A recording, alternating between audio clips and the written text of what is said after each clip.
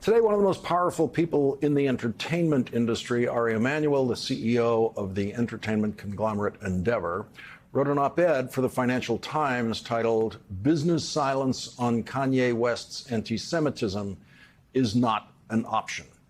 Ari Emanuel wrote, "It's not enough for Twitter to lock the rapper Kanye West out of his accounts following his anti-Semitic tweet that he was going to go DEFCON 3 on Jewish people.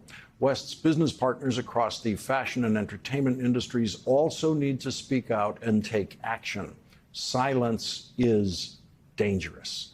Politico is reporting that Donald Trump had a friendly conversation with the artist formerly known as Kanye West, who says that he has legally changed his name to Ye, after the anti-Semitic outburst that Ari Emanuel quoted. Politico reports West placed the call, during which the two confirmed plans to have dinner, though nothing is currently scheduled.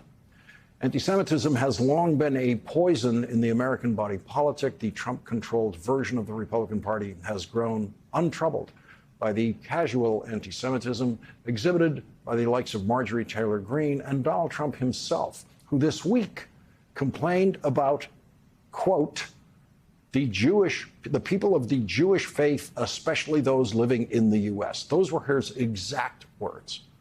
Donald Trump's complaining about them. Donald Trump's complaint about Jewish people is that they don't love and support him enough. In fact, American Jewish voters overwhelmingly oppose Donald Trump. Donald Trump is supporting an openly anti-Semitic Republican candidate for governor of Pennsylvania. Donald Trump's candidate, Doug Mastriano, has attacked our next guest, Democratic candidate for governor Josh Shapiro, because Mr. Shapiro's children attend a Jewish school. The New York Times reports Mr. Mastriano, who promotes Christian power and disdains the separation of church and state, has repeatedly lashed Mr. Shapiro for attending and sending his children to what Mr. Mastriano calls a privileged, exclusive, elite school, suggesting to one audience that it evinced Mr. Shapiro's disdain for people like us. Doug Mastriano has never once criticized his patron and supporter, Donald Trump, for sending his children to, quote, privileged, exclusive, elite schools in New York City. Joining our discussion now is Pennsylvania Attorney General Josh Shapiro. He is the Democratic nominee for governor of Pennsylvania. Thank you very much for joining us tonight. Did you anticipate at the beginning of this campaign that you could find yourself in this poisonous flow of anti-Semitism coming your way? No, but, Lawrence, I must tell you that this isn't about me or how Doug Mastriano's words make me feel personally. It's about how he makes everyone in the Commonwealth of Pennsylvania less safe when he spews this type of dangerous and hateful rhetoric. This man is unfit to serve in public office.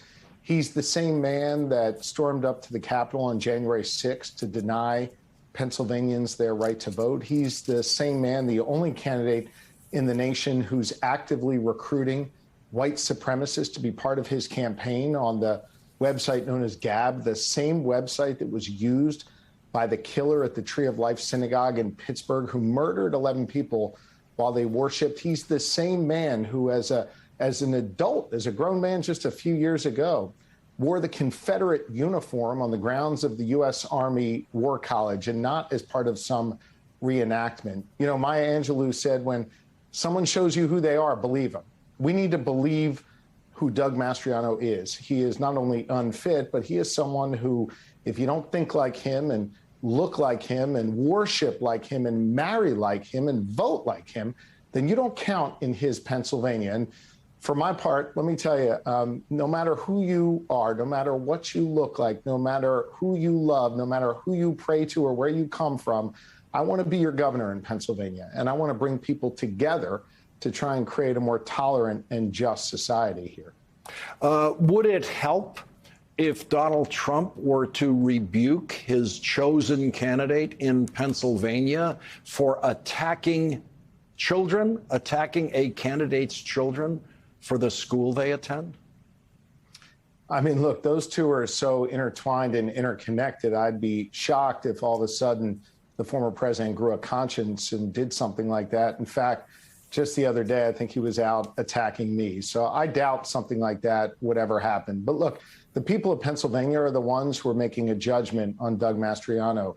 And they seem to be rejecting him. It's why so many people are joining our campaign, why so many Republicans have even chosen, to take off that red jersey and put on the Pennsylvania jersey, because they recognize he's just too dangerous, too extreme, too unfit, and too beyond the pale, and putting people's lives at risk because of his dangerous rhetoric.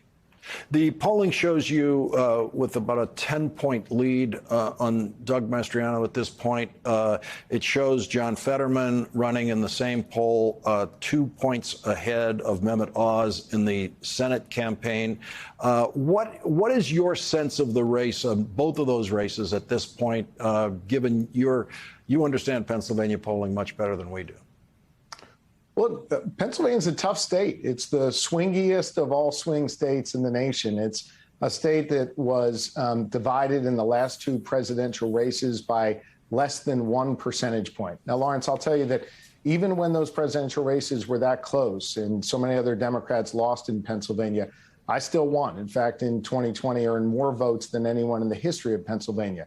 I think the key here is making sure you're appealing not just to Democrats, but Republicans and independents as well. Showing up in communities that have been forgotten, especially our rural communities, and letting people know you're going to be a fighter for them. I've always taken on the big fights and gotten real results for people. And I've got a proven track record here in Pennsylvania of not just winning elections, but also making sure that we, most importantly, deliver for the good people of Pennsylvania. So we're seeing folks join our campaign all across the board, but make no mistake, this is a tight state. It's a tough state. And I always run like I'm 50 points behind.